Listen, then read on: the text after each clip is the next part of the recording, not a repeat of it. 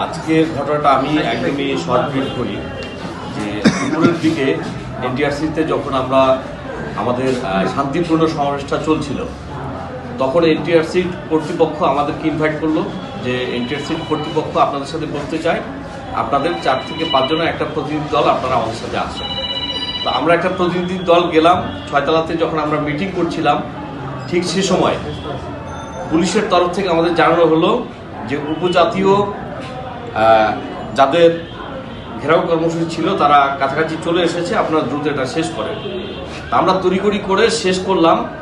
অনেকটাই incomplete meeting বলাও চলে, তবু মোটামুটি আমাদের মেইন কথাবার্তা শেষ করে আমরা তাড়াহুড়া করে নামলাম। নিচে নেমে দেখি বিশাল গ্যাঞ্জাম।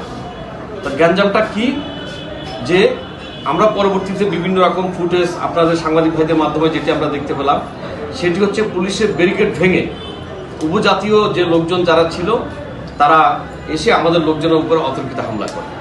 আমাদের তখন তো সমাবেশ চলছিল, সমাবেশের উপরে এসে তারা হামলা করে এবং হামলার এক পর্যায়ে পাল্টা হামলার ঘটনা সেখানে ঘটে। উভয় পক্ষেরই হতাহতের ঘটনা সেখানে হয় এবং আমাদের পক্ষ থেকে প্রায় আপনার তৎক্ষণিক সময়ের মধ্যেই আমাদের চোখে যেটা আমরা দেখেছি 6 থেকে 7 জন তারা রক্তাক্ত অবস্থায় এবং তাদেরকে আমরা হসপিটালে নিয়ে যাই।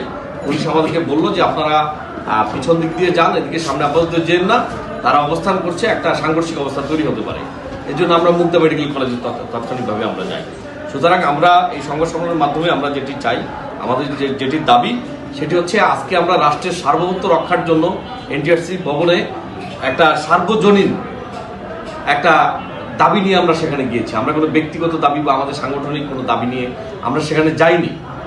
সুতরাং রাষ্ট্রীয় দাবি নিয়ে যাওয়াতে যারা আমাদের উপরে এই হামলাটা করেছে, কারা কারা এই হামলার সাথে জড়িত তাদেরকে চিহ্নিত করে দ্রুত তাদের আইনে আওতায় আনতে হবে।